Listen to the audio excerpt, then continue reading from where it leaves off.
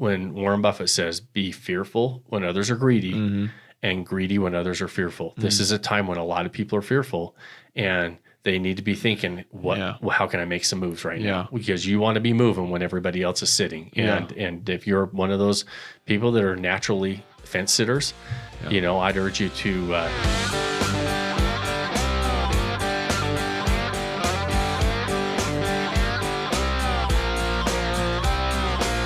What's up, guys? Welcome back to another episode of the Vacation Rental Revolution podcast. I'm your host, Shawn. I'm back with my main man, Jake Shehee. Yo, what's up, brother? How you doing? Good, how you doing? Doing good. We're back, you guys, with our Whiskey Wednesday segments where we're going to dive into whatever Jake has notes on. I usually walk into the room. I get about a 2-minute overview of what we're going to talk about. But I think that's kind of been our style, right? Yeah, it keeps it fun, keeps you on the edge. And these are real answers. This isn't something planned. I don't get to script this stuff out. Right. This is real time.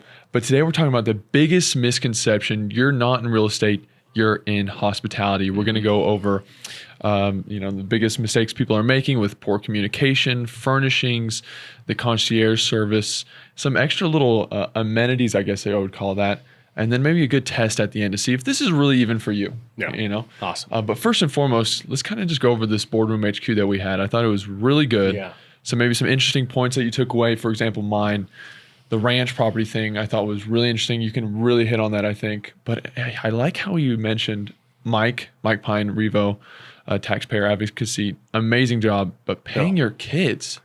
Yeah. I like that. I like how we kind of looped that in to the LLC and all these things and how you can pay them in fun ways. And like, man, I that's really cool. He knows a lot of stuff. There was a lot of takeaways. It was one of those days where my brain was about to explode because I'm like, okay, this is like information overload. Right. We do our boardroom HQ events, just so everybody listening, what we do is we, a lot of our paid mastermind members have an opportunity every month to come into our headquarters and our boardrooms, and we do boardroom HQ events where we dive in with one of our expert advisors, myself, or on this last Friday was Mike Pine with Revo Taxpayer Advocacy, our CPAs and our trusted tax advisors, and really diving into all of the, a lot of people have heard about the short-term rental loophole and material participation and writing off this big bonus depreciation against your active income. And I mean, to the point where you can recoup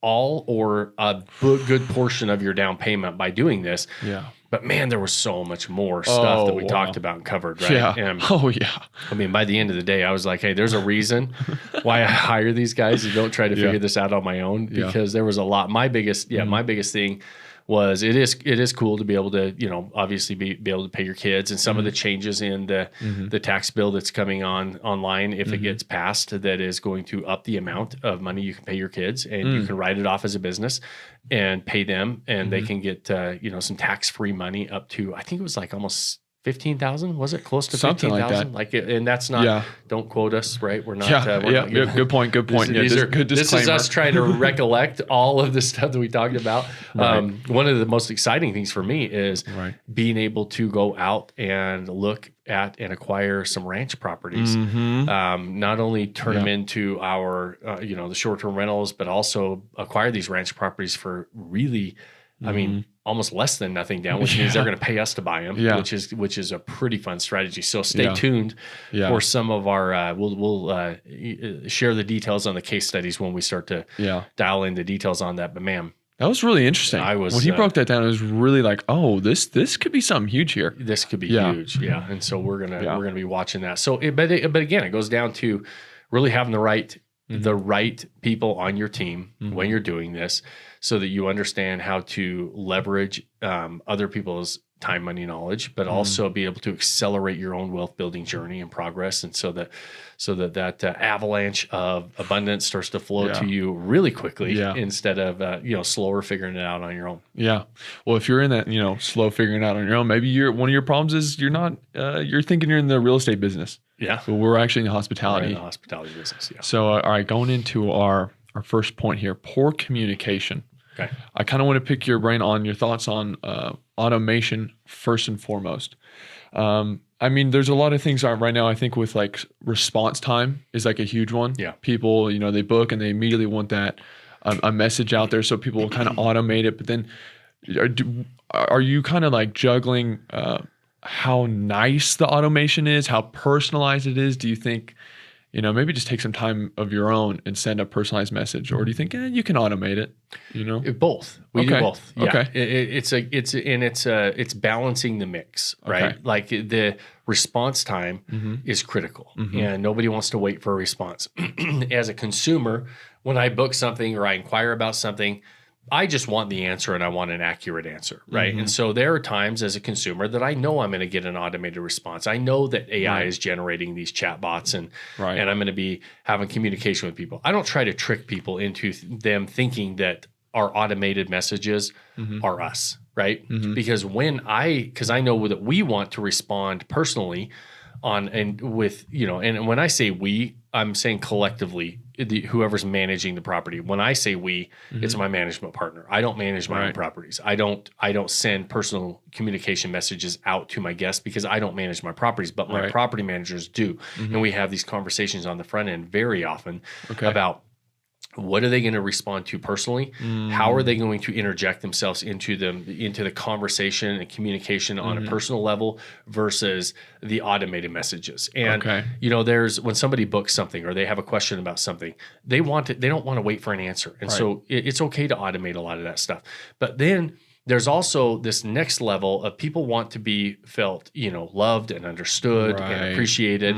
And we don't feel loved because a bot talks to us, right? Or AI is talking to us, right? That doesn't make us feel good, right? And so I always give the example. The first time that I went to, early in my early 20s, I got invited to go stay at a very high end resort, and it was the Montage in Laguna, right? And it was the first time I went to a nice higher end resort, and everybody knew my name. Everybody knew Teresa's name. From the valet person parking our cars to the person at the front desk checking in. Before we even checked in, they knew our names. And there was this level of personalization that made us feel like, holy crap, this is awesome. It wasn't automated. People took the time to learn our names, and they addressed us by name. And because of that, we felt like, holy crap, they really like us here, right? They, this is, we were felt like we were rock stars at that place. Not because it was a nicer property, not because the beds were better or anything else. It was because they took the time to personalize the messaging and personalize, when they spoke to us, they knew our names. That was it. They literally just knew our names. And when we're communicating with guests, if we can give them that level of the feeling that we care, and we have to do that on a personal level, and we need to make it seem different than the automations that are coming out. Maybe that's there are times where we do video selfies, right? Hey, Jake, thanks so much for booking the property. Super excited that you're going to be coming. If there's anything we can do, they know that that's not automated, right? And so we'll send out messages. Again, when I say we are property managers, we're very involved in the outline of this communication and the kind of the roadmap of how we want the communication to lay out. They're involved in the delivery of the message, right? Right. Okay. So that kind of was one of my bullet points is how to uphold those standards with the PM. But I guess you're saying you have the interview stage, you give them the outline. This is how you want things to go. Yeah. So hey, this is how we. This is kind of our view of the world. Yeah. No. This is our view of this world. Right. It's when we're interviewing, like we're very strict on interviewing property managers. In our case, I don't.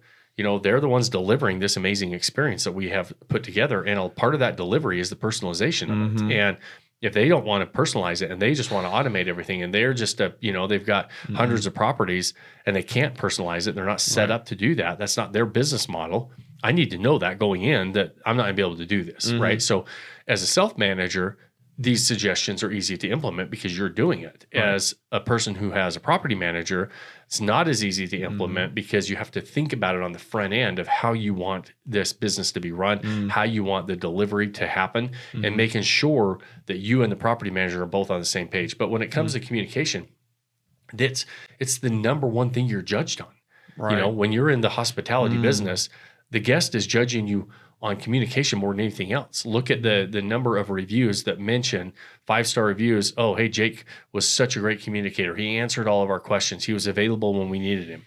If you didn't interject yourself into that conversation on a personal level and they didn't feel like they were talking to you personally, they would never leave that review. And so, and consumers are aware that there's a lot of things that are automated, but we want to make sure that they're, when we're sending out the rules and the frequently asked questions, or maybe responding to a frequently asked question, it's okay to automate some of that stuff because the consumer just wants the details. Hey, what's the address? What's the code to check in? What are my check-in and check-out times? They don't need a personalized message from us to tell them that. That makes sense. It is nice to get a personalized message saying, hey, Jake, we're so excited for you to come. Is there anything special that you're coming for? We'd love to make, if there's anything we can do to add to a special occasion, like an anniversary or birthday or graduation or whatever, let us know, because we'd love to maybe do a little something special for you. Is there, are there, certain things that you are interested in doing, whether it's activities or restaurants or things like that? I'd love to give you some of those recommendations of my favorite places. So just little ways to interject on a personal level, and then always leaving with, hey, awesome, we're excited to have you. If there's anything you need, you're going to get some automated messages from our system with just some frequently asked questions, some, address, check-in, check-out times, all that stuff. But this is my personal phone number. This is my personal cell, whatever. If you text me back, this comes directly to me, and make sure that you don't hesitate to reach out if you need anything else. And just letting somebody know that, and being upfront and honest that, hey, you're going to get some automated messages, but by the way, this is me personally. If you need anything, let me know. That's that's huge. It's huge. People are always shocked that I give my cell phone out as often as I do. I'll speak on stages with 1,000 people in the room, and I give my cell phone out. I text everybody from my personal cell phone, and people are always like, man, why would you do that? I'm like, because I want them to know that they can reach out. People don't abuse it. They're very respectful, but they really appreciate when you are available for them, and our guests are the same way. I think just saying their name, like even when you said, hey, Jake, and even like you tell the story of that hotel, they were just saying your name. That's it. Right. And so you can, I mean, I don't know if this is a good thing to say, but like you could automate, hey, do you have any activities, or are you coming here for a certain reason? But putting the name, even just their name is a step further. And you remember that from years ago, you remember that, which now here's like a devil's advocate question. Say there's two different kinds of properties here in this question. You have one in Orlando that's like by Disney World or Disneyland, whatever it is, and it's like families, right? And it's that style property. And then you have one that's maybe like a party getaway cabin in the mountains for like a snow retreat, snowboarding. Would you argue that you still need the same kind of personalized, non-automated message with their name in both scenarios? 100%. Okay. 100%. No question. That's universal, right? Right. It's a reason why when we, like, just like you mentioned the name, people, guests, consumers, and it's not just guests, it's consumer behavior, period. And so this is studies that go beyond just our world of hospitality. This is like consumer behavior. Consumers are willing to pay more. And there's two things they're willing to pay more for, and 85% of consumers that were and it's a pretty famous study, and it goes anywhere from like a 60% to like 85%. There's a whole bunch of studies on this, but there's a number of things consumers are willing to pay more for. The top two things consumers are willing to pay more for is personalization or uniqueness, right? And so just saying their name, personalizing something for them, and then they're willing to pay for something more unique. Right. And so in our world, how can we personalize stuff, and how can we make it more unique to give the consumer a reason to pay us more money? Because then, we don't have to race to the bottom. We don't have to compete on price. And so that personalization and that communication, it doesn't matter whether it's a couple's getaway, adventure cabin going snowboarding, or a family retreat. It doesn't really matter. We all are looking for the same type of things, right? And that personalization, but also the uniqueness is that you're available for them. You know, it's fairly unique to have somebody reach out to you in today's day and age of automation and everything else. I promise you that 95% of your competitors are just automating everything because they can. You can literally set up, hey, listen, plug it in. One of our members put all of my stuff into ChatGPT, and they have a Vodyssey ChatGPT. And it talks to him like me. It's like, hey, it's so wild, right? It's crazy. Crazy. So And you would think you're talking to me. Yeah. And you're not. Yeah. But consumers know that, and business owners know that. And so they try to automate everything so that they don't have to worry about it. But consumers also pick up on the fact of automations. Yeah. Eventually, they're going to know it's an automation, right? And I totally agree. And we just tell them it's not. And they're like, okay, awesome. This is Shawn's cell phone. If I need anything, I'm going to get a hold of him. Yeah. That's a huge one, I think. Just a little bit of personalization there, for sure. Yeah. Moving on to the next thing of furnishings. Now, we can kind of plug the Vodyssey sleep system here, which I think is huge. But my main question is like, how expected are some things? Like, for instance, when I've stayed in hotels before, one thing I absolutely hate about staying in hotels is there's never a bath mat coming out of the shower. So I get out of this nice shower, warm shower, my feet hit the freezing cold tile, and it's something I absolutely hate. And it's like universal; they all have it. Or like, you go to you spend your money and you go to this hotel, and then the TV's like really tiny, like in a corner. So I'm thinking, when it comes to like furnishings or just things that you have in your property, how important is stuff like that? Yeah. It's important, right? I furnish my properties the same way I want to experience those properties, right? So if there's things that, like, we do not skimp on them. We have people tell us all the time, hey, I'm buying a really high-end property, and should I put high-end furnishings and accessories and everything else in it? And the answer to that is yes. You should. Yeah. Why wouldn't you? Yeah. Well, what if it gets broken? What if somebody steals it? And I promise you, the more money you spend, the more money that your stuff costs you in there, the more respectful your guests are, honestly. Yeah. And it has to match the level of home that you're putting together, right? And so typically somebody with a budget of a $300,000 home is going to put different furnishings than somebody with a budget of a $2 million home, because but you would furnish it the same way you would want to enjoy it, right? And so we're going to go in and we're not going to skimp on certain things. One of the things that you mentioned is mattresses.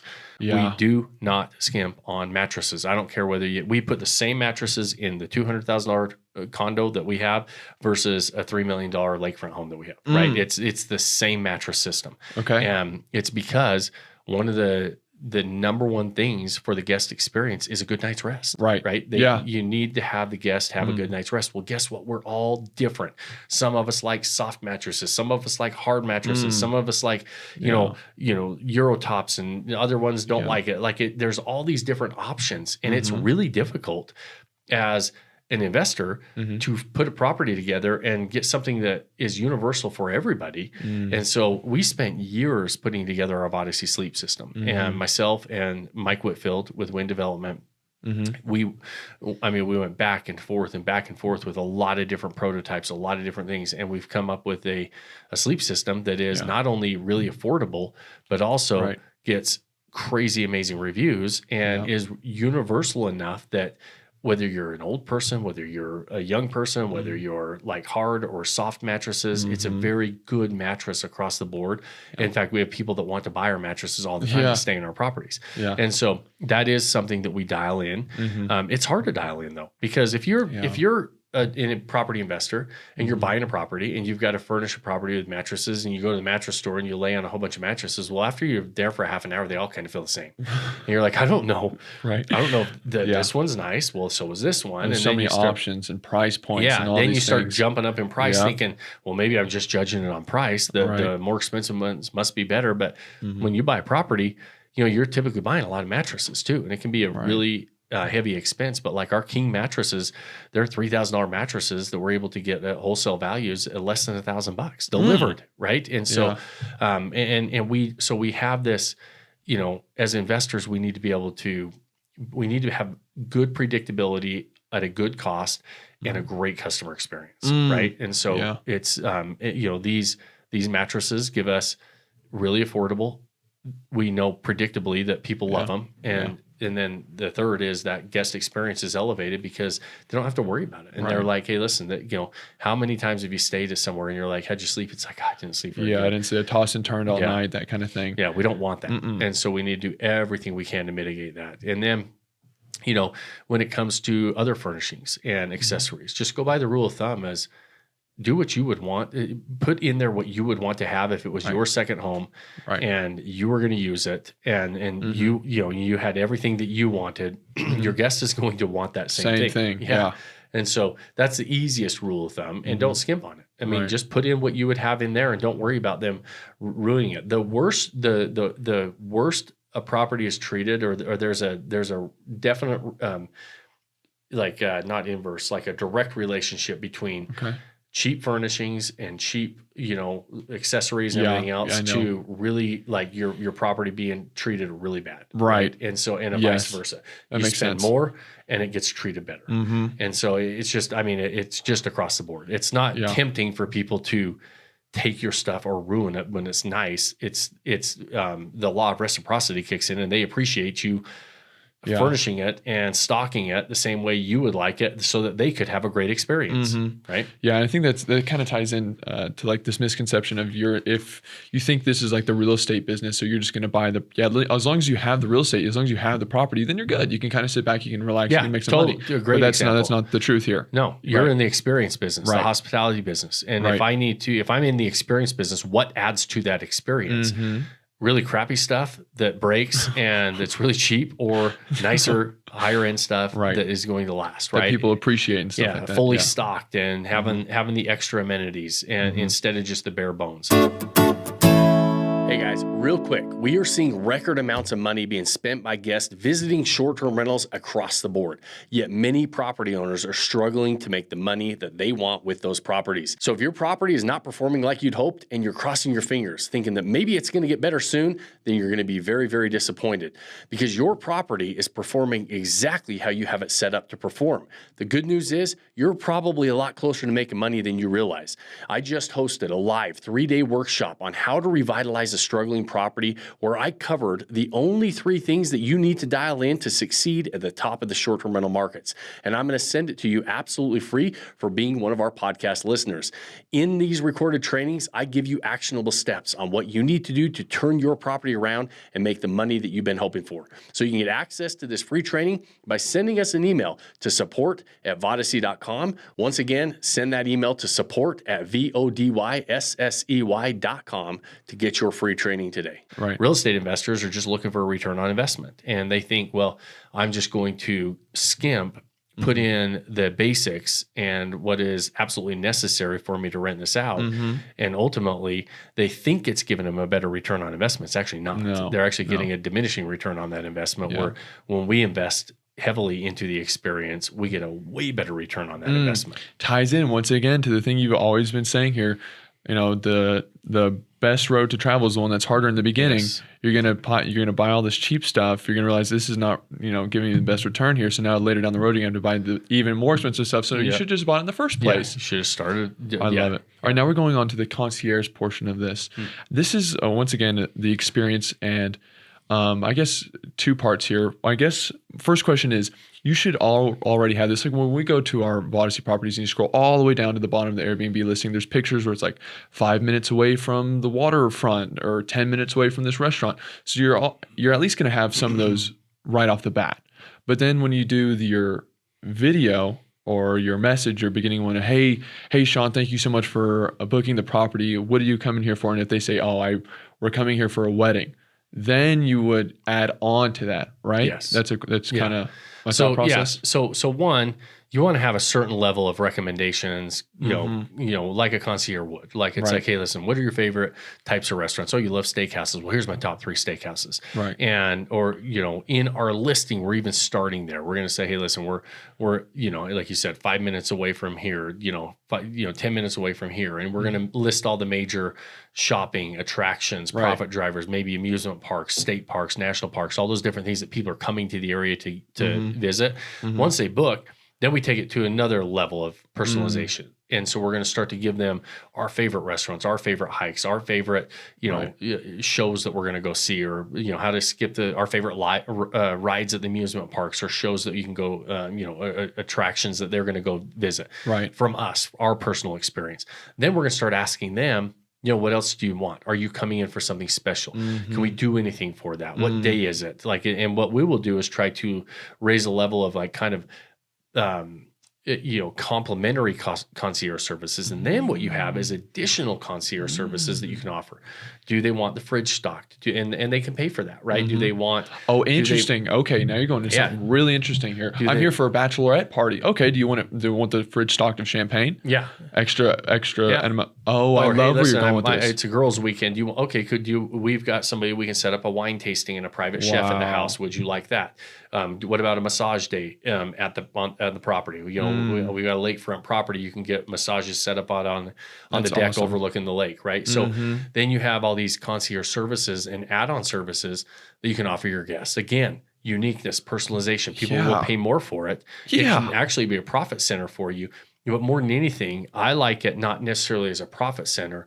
I like it as almost just let them just pass through that expense, and we'll help organize it. We'll help be the concierge, and be able to make those introductions, line it up, schedule it, whatever they need. We've got the pricing. We've got some local chefs. We've got some local, vineyards that are willing to come over. We've got some local masseuses, whatever it is, that are willing to come to the property and handle some of those add-on type services at the property. Yeah, that's huge. That seems like a great thing. I mean, plus they're going to remember that. Whoa. Bro, we've worked here for so long. I've never heard the fire alarm go off. We just had a fire alarm going off. Is it still going off right now? Yeah. Dude, that was wild. Are we back recording? We're back and going. Okay, guys, we had a little pause. I don't know if you guys heard that. You could hear it. That was could you hear it we had the fire alarm go off in the office, and that's wild. We had to pause for a minute and go out. Didn't see any or smell any smoke. And no, we're good. We're safe. We're here. Sprinklers didn't go off. But we came back for you guys. We came back. We're going to finish up the episode for sure for you. So, So where were we? We were doing the concierge service of how you can be, how they're going to remember that. They're going to give you a great review on that. That's great. Now, the question that I have was, say, you don't self-manage. Your property manager does it for you. You do hey, Shawn, thank you so much for booking. They go, I love steakhouses.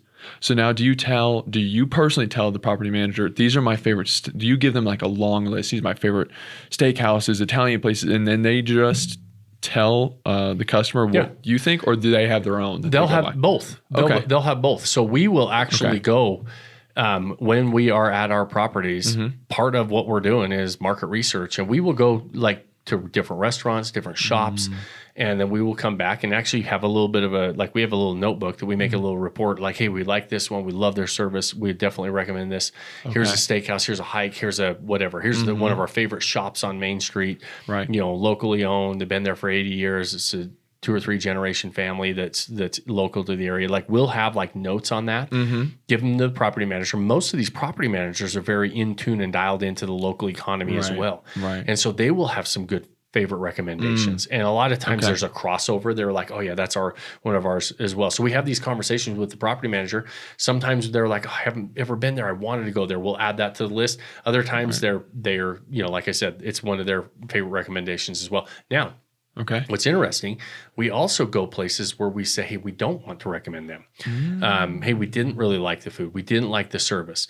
And so there are times where some of that market research will not only tell us our favorites, but we don't tell people not to go necessarily, but we make sure that it doesn't make our list of recommendations. And property managers are letting them know that too, because if I don't have a good experience somewhere, or something was wrong, I don't want to send my guests there, right? I want them to have an amazing experience. So I would rather have a short list of some that I love, and instead of just going to Google and trying to find, they can do that. Yeah, they don't need us to tell them the same search that they can find on Google of the top 5 restaurants in or top 5 steakhouses in Blue Ridge, right?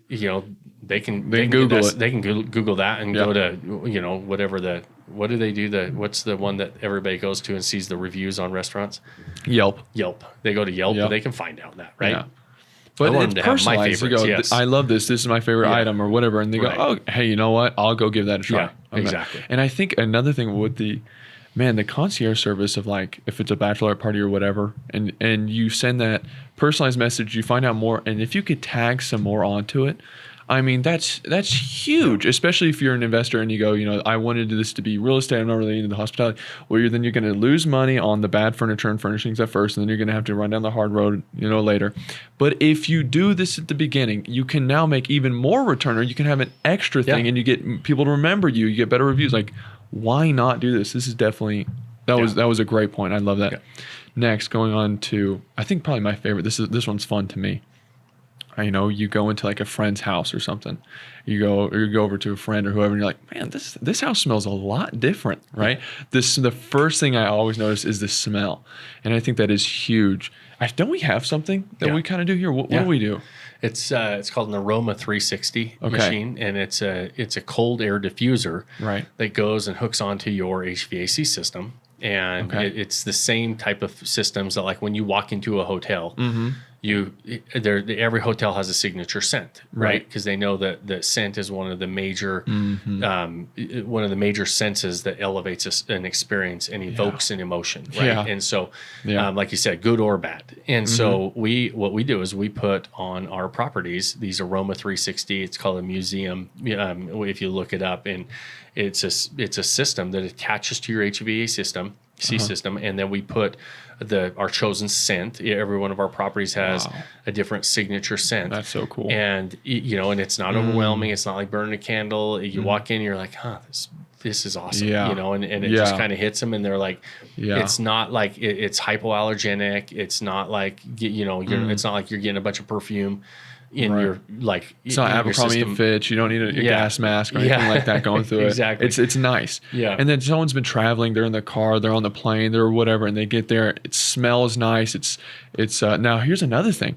When there was this place in Chattanooga where I'm from, it was called Bolt Farm Treehouse. They had all these like igloos on top of the mountain. And we went and did a shoot there one time, and we walk into each one of the igloos, it was like a lover's getaway. They had like old 1950s love music going. Yeah. And I was like, wow, it instantly puts you in the mood. Yeah. Do we play any music at Yeah. Okay. Yeah. So we'll do the scent. Yeah. And then like a welcome screen with music on. Come on, dude. So it's you want them to, when they walk in, you want that first impression to be, they're taking this serious. Yeah. This is awesome. This is you want to evoke that emotion of, man, this is going to be nice. Right. I'm so glad I'm here. Right. Right. And a lot of times you got to remember, travel days are pretty hectic and pretty stressful. Yeah. And so what you want to do is change that state for a lot of people. Right. Yeah. And a lot of times scents and sounds have an ability to change somebody's state. And that's what you're really trying to do, because, as much as people are excited to show up and get there, by the end of a long day of travel, a lot of times they're stressed out. Right. And so you're like, okay, we don't want their first association with our property to be stressed out. And so we obviously we set up all these different things, create this great experience, but sight or sense and sounds can change somebody's state. And when you can change that state from a negative to a positive, all of a sudden, bam, you stack the odds in your favor. Imagine you go down the easy road at the beginning though, right? Someone has a long travel day. They've been on the plane. Maybe a baby's crying or something. They can't sleep. The Uber was crazy. They lost the baggage. They get there. They're like, at least we got to the Airbnb. They open the door, and it's not it's a basic commodity, dude, that has no scent, no sound, and it's just, what a letdown. That's brutal. No, that's terrible. It's brutal. And not a lot of people are doing this yet, but I'm seeing it more and more. Okay. Is people are using AI generated photography that makes the property look way different than it actually is when they show up. And so imagine you're thinking, I'm finally here. I actually had a listing that was like this AI generated photography that made it look amazing. I opened the door, and it's not, you're like, I think I'm at the wrong property. Yeah, that's terrible. Imagine that stacking on to that travel day, right? Versus the opposite. Yeah. And so it's, again, if you're going to be in this game, take it serious. That's great. Okay, that goes great into this. So this was a test question I had to just see, like, because one of the main things that like really stuck out to me for this question was when we had the Boardroom HQ workshop, and Steve and Josh came. And one thing that Steve, he was telling a story about how it was July 4th, and someone was at his property and the HVAC unit went out. So he says he's calling all these repair people and he's doing all these things trying to fix the problem. And I thought, okay, now that's someone who wants to have the guest have a great experience, is very like hospitable. That's like a great test. So is this a good test for somebody if you're getting into the short-term rental space here, and you feel like someone's at your property on the 4th of July, HVAC goes out, and I ask you, what do? what should be the proper answer? Yeah. So I'm gonna answer it a little different. Okay. Instead of what should you do, one, you got to take care of the problem, right? Right. What would you Right. do? I think everybody would take care of the problem.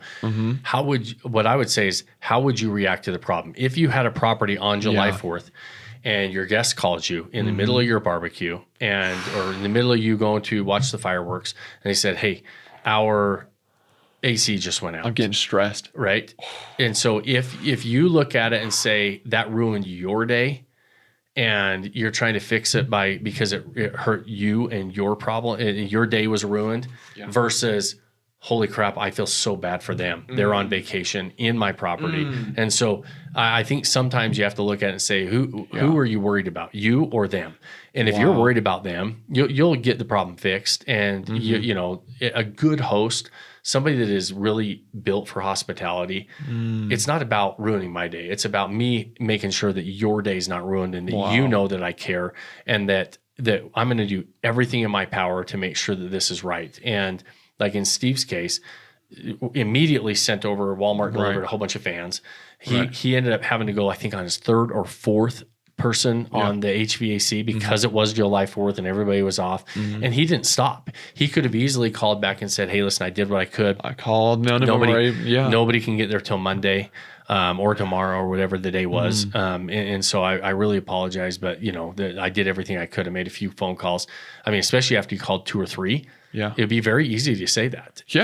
But if you really care that they are having not a great experience and that their vacation's getting ruined, not that your day's getting ruined because you have to deal with it, that their day's getting ruined, you're going to find a solution to the problem. And so I think sometimes the test is, you know, if this stuff was going to happen, like, are you feeling bad for yourself because you got that call at, you know, at 5 o'clock during your barbecue on the 4th of July? Are you feeling bad for the guests that just rented your property for a nice weekend and paying you top dollar on a holiday weekend, and their experience is down, right? You know, they saved up for who knows how long on a 4th of July weekend, right?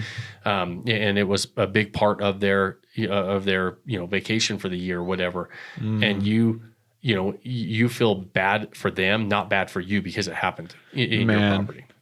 That was amazing. That was fantastic, dude. That's a great point. It's not about you, it's about the guest. I love how you put that. Okay, so someone feels like, you know what, I have that built in me. I have these traits. I want to make sure that the guest has this amazing experience. I would love to own a property and do this. How do they get in contact with us? Okay, Vodyssey.com. Vodyssey.com, baby. Vodyssey.com, best place to go, right? Okay. You can go read stories on success stories. You can go obviously dive into these podcasts. You can go read my book. You can go book a call with us.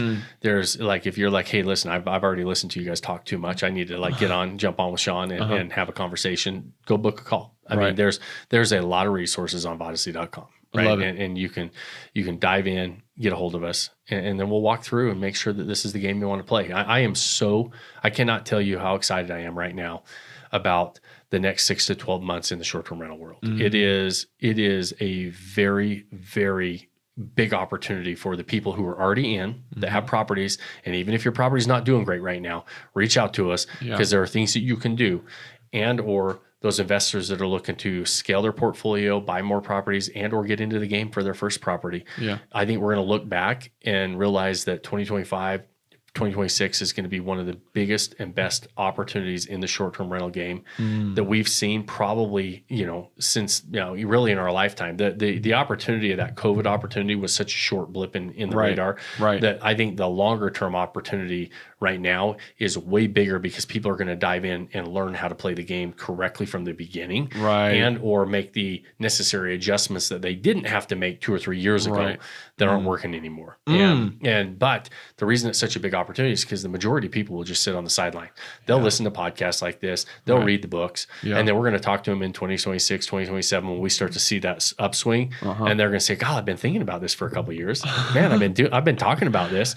You know? I'm coming to to a city near you. That's right, me and my team of expert advisors are going to be traveling around the United States, teaching people just like you how to acquire, manage, and market a successful short-term vacation rental. We're going to be hosting live 2-day events to help investors mitigate their risks and maximize their returns with short-term vacation rentals. At these live events, you're not only going to hear from me, but I'm going to also bring my team of experts, CPAs, lenders, photographers, designers, managers, and my marketing experts. So if you're looking to learn more about investing in profitable lifestyle assets, or you want actionable steps on how to revitalize your struggling property, then come join us live and in person where we can shake your hand, meet you, and get all of those questions answered. Tickets start at general admission and work their way up to Ultra VIP. So you can buy your tickets today by clicking the link in the description or by visiting Eventbrite and searching Vacation Rental Investing Masterclass. Once again, click the link in the description or visit Eventbrite and search Vacation Rental Investing Masterclass to get your tickets today. Inevitably, those are the masses, right? And you're in a time right now when Warren Buffett says, be fearful when others are greedy and greedy when others are fearful. This is a time when a lot of people are fearful and they need to be thinking, how can I make some moves right now? Because you want to be moving when everybody else is sitting. And if you're one of those people that are naturally fence sitters, I'd urge you to look in the mirror and say, is that really the crowd that I want to be involved in? Yeah. Man, I love it. I'm excited. I'm excited for 2025, 2026. This is great. Awesome. 38 minutes. We did it. All right. We did it even with a fire alarm. So guys, thanks for sticking with us through the fire alarm and our break and our pause and everything else. I know you guys won't see a pause on the recording, but we did. And so we will wrap it up for today. We always appreciate you spending your time with us. We know it's valuable. If you have more than 30 seconds, like it or review it on whatever platform you're watching or listening on. If you know somebody else that would like to be a part of these conversations, share the show. We don't run ads or sponsorships on the show other than telling you about our own stuff.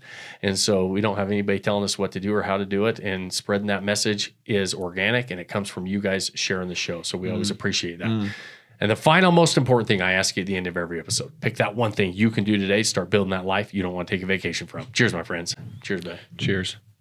Thanks for joining us on this episode of the Vacation Rental Revolution podcast. Share this with other people you think need to hear about it. And don't forget to subscribe and leave us a review.